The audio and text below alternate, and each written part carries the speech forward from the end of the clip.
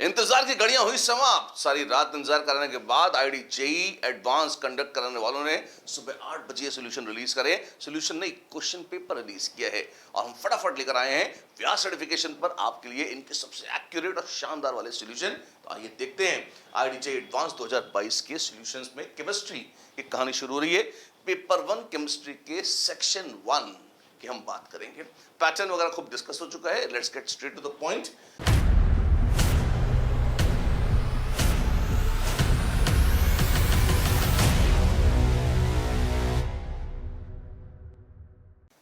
इसमें आपके पास 8 क्वेश्चन है। वैसे पहला क्वेश्चन विदाउट मच अडू हम शुरू करते हैं। बहुत ही इंटरेस्टिंग क्वेश्चन है। क्या इंटरेस्टिंग है इसमें? थर्मोडायनेमिक्स का एक बड़ा पुराना कॉन्सेप्ट जो जेई के जिगर का बहुत बड़ा टुकड़ा हुआ करता था उस टाइम में जब हम जेई देने आ रहे थे। मतलब एक बहुत प्राचीन फॉर्मूला जो पहले 7-8 बार आ चुका है, लेकिन पिछले करीब 15-20 साल से लगभग उन्होंने उस पर स्ट्रेस नहीं डाली थी। थर्मोकेमिस्ट्री को फिर से जीवन दान दिया है उन्होंने और वहां से क्वेश्चन पूछा है। क्या है आइए पढ़ते हैं। 2 moles of Hg gas is combusted in a fixed volume bomb calorimeter। पहले जब देते थे तो सिर्फ बॉम्ब कैलोरीमीटर लिख देते थे। ये अज्यूम था कि आपको पता होगा कि बॉम्ब कैलोरीमीटर फिक्स्ड वॉल्यूम है। यहां पर दया दिखाई है और उन्होंने बोल दिया है fixed volume bomb calorimeter with excess of oxygen at 298 kelvin and 1 atmosphere into HgO solid. अच्छा, उन्होंने जियो बना लिया। जी हाँ, ठीक है। तो रिएक्शन क्या है? आपके पास है Hg, वैसे मरकरी लिक्विड होता है लेकिन यहां गैस की बात चल रही है। Hg गैस और O2 गैस मिलके बना रहे हैं HgO सॉलिड। बड़े खुशी की बात है, ठीक है। During the reaction temperature increases from 298 kelvin to 312.8 kelvin. तो डेल्टा टी कितना है? डेल्टा टी है, सबट्रैक्ट करिए, ये हुआ 14.8 केल्विन, ठीक। If heat capacity of bomb calorimeter and enthalpy of formation of Hg gas are फलाना इंडिकाना, दो नंबर्स दे रखे हैं, at 298 Kelvin, then calculate the standard molar enthalpy of formation of HgO solid। sorry, अच्छा, एक तरह से कह रहे हैं कैलकुलेट करो, वो x है और x की वैल्यू पूछिए मॉड x की क्या होगी। अब इसमें ट्रैप्स कहां कहां हैं देखिए। पहली बात तो ये है कि कई बार हीट रिलीज्ड को बच्चे डेल्टा H सोच लेते हैं। नहीं, कांस्टेंट वॉल्यूम पर हीट रिलीज्ड है QV और QV बराबर रहती है किसके? डेल्टा E के, न कि डेल्टा H के। तो हमें क्या करना है? हमें यहां पर जो QV दे रखी है और QV इसमें ये भी ध्यान रखिएगा, heat released by the system is equal to heat absorbed by calorimeter. तो एक प्लस माइनस साइन का फर्क जरूर आएगा। तो delta E minus of QV अगर देखेंगे, ये QV अगर बॉम्ब कैलोरीमीटर के लिए है तो उसकी बात कर रहा हूं मैं। ध्यान रखना, दो हीट हैं, एक हीट जो सिस्टम ने छोड़ी और दूसरी जो बॉम्ब कैलोरीमीटर ने एब्जॉर्ब कर ली। जितनी इसने रिलीज करी है उतनी ही हीट बॉम्ब कैलोरीमीटर ने एब्जॉर्ब करी है, which is minus ms delta T। और ms की वैल्यू दे रखी है यहां पे कितनी? 20 किलो जूल्स। तो माइनस 20 किलो जूल्स, बहुत अच्छी बात है, इनटू या किलो जूल्स पर केल्विन है, ये माइनस 20 किलो जूल्स पर केल्विन। यहाँ केल्विन खाया हुआ है, डजंट मैटर, है ना। मैं करेक्शन थोड़ा बहुत, don't look at the type question, है ना। 20 किलो जूल्स पर kelvin into delta T. Delta T कितना है? डेल्टा टी है 14.8 केल्विन। जय हो, मल्टीप्लाई वगैरह करते रहेंगे, इतना उत्साह नहीं है मन में, ठीक है। तो इतने किलो जूल तो हीट वो है जो रिलीज हुई है, ठीक है। अच्छा, ये किस में है? ये तब है जब 2 मोल HgO बना है और अगर enthalpy of formation of HgO निकालनी है तो आपको 1 मोल HgO की आवश्यकता पड़ेगी। अच्छी बात है। तब हम क्या करेंगे? तो देयरफॉर अगर इसका for 1 mole HgO delta E not is minus आधा कर दीजिए, तो 10 into 14.8 which is minus 148 kilojoules per mole। अच्छा, ऐसा होगा? जी हाँ, ऐसा होगा। तो ये तो हो गया डेल्टा ई नॉट, पर आपको डेल्टा ई नॉट नहीं, आपको डेल्टा एच एफ नॉट निकालना है एचजीओ सॉलिड का। सॉलिड और गैस का फर्क देखिए कैसे करेंगे, क्या करेंगे, इस इक्वेशन पर लगाइए delta H naught of any reaction, delta H naught of reaction is delta H F naught of products minus delta H F naught of reactants. तो इस रिएक्शन का जो डेल्टा एच नॉट है वो बराबर है किसके, जैसे हमने आधे का निकाल लिया है, आप कहें तो इसके आधे, इसको आधा करके देख लेते हैं, सबसे आसान हो जाएगा, प्लस हाफ, क्योंकि तब ये स्टैंडर्ड रिएक्शन हो जाएगा ऐसे। तो ये 2 से डिवाइड करने का काम हम यहां कर चुके हैं, यहां भी कर लिया हमने, और delta H naught for this reaction is delta H F naught of HgO solid minus delta H F naught of Hg gas. यहां delta H F naught of O2 नहीं आएगा, क्यों, क्योंकि enthalpy of formation of all elements in the standard state is 0। तो O2 तो 0 हो गई, ये बचा, हमें HgO सॉलिड निकालना है, तो ये कितना हो जाएगा, यहां से यहां पे लिख रहा हूं, therefore delta H F naught of HgO solid, ये कितना हो जाएगा, ये होगा डेल्टा एच नॉट, लेकर आइए इसको यहां पे, ये हमने कितना निकाला है, ये है माइनस 148 किलो जूल्स पर मोल, ठीक, इसको निकालेंगे, हाँ, और minus delta H F naught of, sorry, या plus delta H naught of Hg gas, Hg gas को दे रखा है 61.32 किलो जूल्स पर मोल। अब आप कहेंगे ब्रैकेट क्यों बना रखा है, इसलिए बालिक, क्योंकि यहां डेल्टा ई नॉट निकाला है, ये माइनस 148 डेल्टा एच नहीं डेल्टा ई है। अच्छा, तो डेल्टा एच कैसे निकालेंगे, उसके लिए एक छोटा सा क्यूट सा फॉर्मूला है, delta H is delta E plus delta N gas R T. अच्छा, तो डेल्टा ई नॉट तो है माइनस 148, जी हाँ, और डेल्टा एन गैस कितना है, यहां पे देखो, यहां 0 है गैस के मोल, और यहां 1 और हाफ, तो minus delta N gas is minus 1.5, R दे रखा है 8.3 जूल्स पर मोल केल्विन। गड़बड़ी होने की आशंका फिर से होती है, किलो जूल नहीं है, जूल में है, इंटू 298 केल्विन। अगर आप देखेंगे तो ये कितना हो जाएगा, इसको किलो में कन्वर्ट करेंगे तो 0.298 और यहाँ किलो आ जाएगा, तो 0.298, इसको यहाँ लिख लेता हूँ, माइनस 1.5 इंटू 8.3 इंटू 0.298, जितना भी आता है, लेट अस कैलकुलेट दिस, और कैलकुलेट करके हमारे पास जो वैल्यू आ जाएगी वो आ जाएगी enthalpy of formation of HgO solid. इसे करो तो ये आएगा माइनस 94.1 किलो जूल्स पर मोल। पूछिए x की वैल्यू क्या होगी, मॉड x, तो मॉड x पर चलो क्या जाएगा, ये आ जाएगा 94.1, ये आ जाएगा 94.1।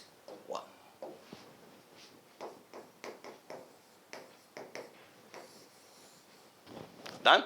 Done. And this brings us to the second question.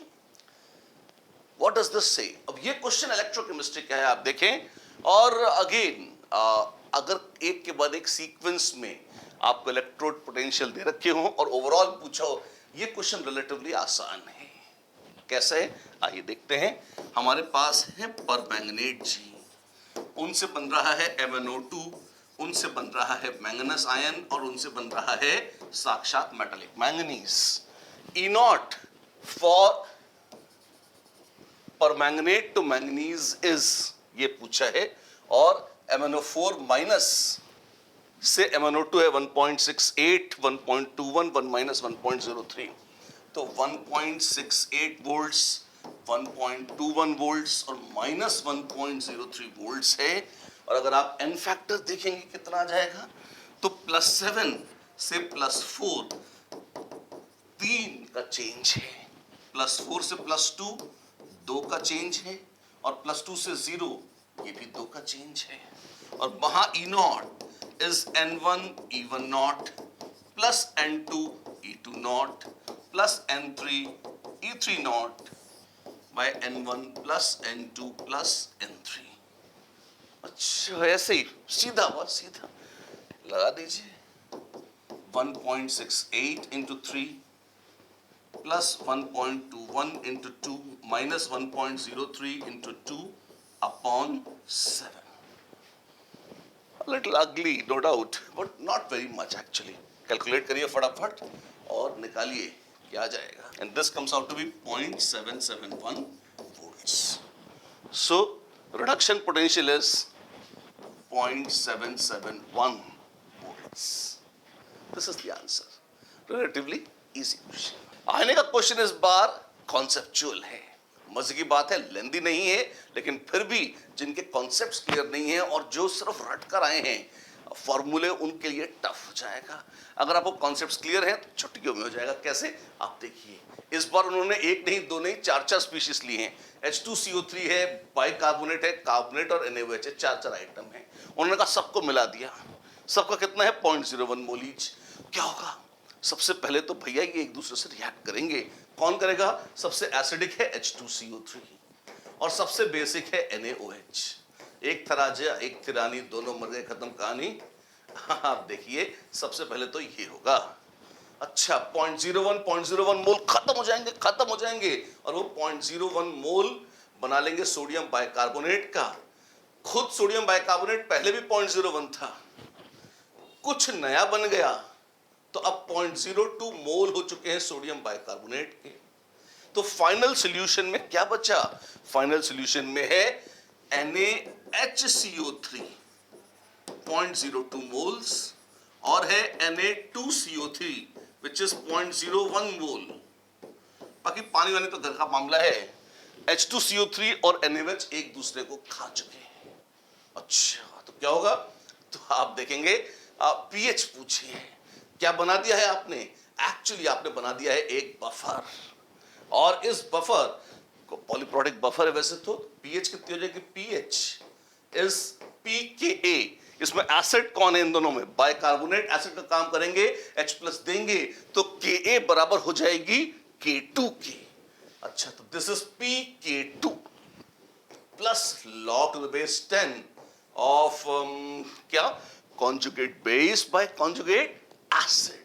Conjugate base था कार्बोनेट और कॉन्जुगेट एसिड था ऑफ कोर्स बाइकार्बोनेट. तो ये कितना आएगा? वेल, आइए देखते हैं. pK2 है 10.32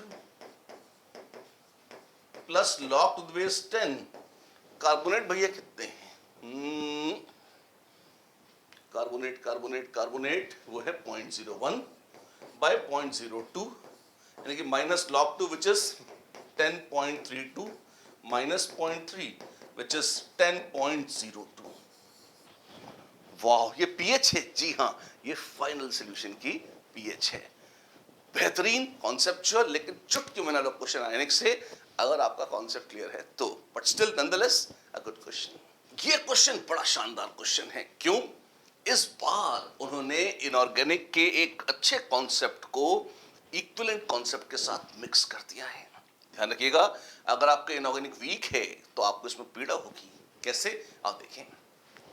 treatment of an aqueous solution of 3.74 grams. आपके पास है कॉपर नाइट्रेट और बोला है इसका कितना? 3.74 ग्राम्स है आपके पास कॉपर नाइट्रेट के. मोलर मास कितना होता है इसका? निकालिए. कॉपर है 63, नाइट्रेट 62 कितना हुआ? 120, 124, तो ये हो जाएगा 187 ग्राम्स. कितना हो जाएगा? ये 0.02 मोल्स है कॉपर नाइट्रेट के. और इस कॉपर नाइट्रेट को क्या किया है आपने? विद एक्सेस किया है. क्लासिक टाइट्रेशन है या रेडॉक्स रिएक्शन है. कॉपर नाइट्रेट और Ki को आपने मिक्स किया. Ki gets oxidized to iodine और वो आयोडीन बचे कुछ क्योंकि एक्सेस Ki है तो I2 प्लस I माइनस बना लेगी I3 माइनस. और ये I3 माइनस है भूरे रंग का, येलोइश ब्राउन सॉल्यूशन होता है. और cupric gets reduced to cuprous और वो एक व्हाइट प्रेसिपिटेट देता है क्यूप्रस आयोडाइड का, resulting in a brown solution. ये आ गया आपका brown solution along with the formation of a precipitate CuI आ गया. ठीक है, पर कलेजा यहां ठंडा नहीं हुआ. आगे भी बातें हैं। Passing H2S through this brown solution gives another precipitate X। अब इस ब्राउन सॉल्यूशन में H2S पास कर दी, गजब कर दिया। अब प्रेसिपिटेट कौन सा मिलेगा? ध्यान रखना, अब कैटायन H प्लस है तो H प्लस तो कोई प्रेसिपिटेट देंगे नहीं। यहां पर हुआ यह है कि आयोडीन अब रिड्यूस हो जाएगी और बनाएगी I माइनस, और H2S ऑक्सीडाइज हो जाएगी और बनाएगी सल्फर। वाह, ये एक बड़ा खूबसूरत रिएक्शन है। यहां पर मैंने कहा था आपको इनऑर्गेनिक की जरूरत पड़ेगी। क्यों? सिंपली इसलिए क्योंकि अगर आपको ये चीज क्लैरिटी नहीं है कि प्रेसिपिटेट कहां से आएगा, यहां पर उन्होंने प्रेसिपिटेट X छुपा लिया है। ये प्रेसिपिटेट और कुछ नहीं, सल्फर है। अगर आपको ये क्लियर नहीं है, और ये आपको इनऑर्गेनिक केमिस्ट्री से ही आएगा, ये इक्विवेलेंट कांसेप्ट से हो सकता है तुक्का मार के आ जाए किसी अंधविश्वास के तहत, वो भी मैं बता सकता हूं, लेकिन otherwise it will be confident. अगर आपको कंफर्ट चाहिए इसमें तो ये जरूर है कि आपको ये आना चाहिए। आपने कहा तुक्का कैसे? अगर आप एक गलत कॉन्सेप्ट लगाते हैं कि H2S का n फैक्टर आप ले ले 2, क्योंकि इसमें 2 H प्लस हैं, तो तब भी आपका n फैक्टर 2 तुक्का है, जो कि गलत लॉजिक से सही पर आंसर सही दे देगा। ये सच है। क्यों? क्योंकि यहां रेडॉक्स का भी फैक्टर 2 है और एसिड बेस का भी फैक्टर 2 है। पर अगर आपको सल्फर दिख रहा है साफ साफ, तो देन तो you truly deserve the marks you going to get, no doubt. तो अब क्या होगा? इक्विवेलेंट कॉन्सेप्ट सीधे लगाएंगे। आप कहेंगे मिल इक्विवेलेंट्स ऑफ कॉपर आयन जो कि रिड्यूस हो रहे हैं, बराबर मिल इक्विवेलेंट्स ऑफ I माइनस जो ऑक्सीडाइज हो रहा है, बराबर मिल इक्विवेलेंट्स ऑफ आयोडीन जो बन रही है, बराबर मिल इक्विवेलेंट्स ऑफ H2S जो ऑक्सीडाइज हो रही है, बराबर मिल इक्विवेलेंट्स ऑफ सल्फर जो प्रेसिपिटेट हो रहा है। हाँ, तो आप देखेंगे कि कॉपर आयन के जो मिल इक्विवेलेंट्स हैं और जितने भी हैं भगवान जाने, वो बराबर हो जाएंगे किसके? मिल इक्विवेलेंट्स ऑफ सल्फर के। तो milli equivalents of sulphur become equal to milli equivalents of copper ions, और कॉपर आयन के मिल इक्विवेलेंट्स कितने हैं? 0.02 मोल है, 20 मिलीमोल है, और कॉपर के लिए n फैक्टर 1 है। क्यों? +2 से +1 में जा रहा है, कॉपर के लिए n फैक्टर 1 है, तो उसके 20 ही मिली इक्विवेलेंट्स हैं। पर सल्फर के लिए n फैक्टर कितना है? 2। तो मिलीमोल्स ऑफ सल्फर इस मिल इक्विवेलेंट्स अपॉन n फैक्टर, तो 10 मिलीमोल्स है सल्फर के। और सल्फर का मोलर मास होता है 32, तो 320 मिलीग्राम्स सल्फर या 0.32 ग्राम्स है किसके? सल्फर चाहिए। The amount of X in grams is, और उसका जवाब है कितना? 0.32। जी हां, this comes out to be 0.32।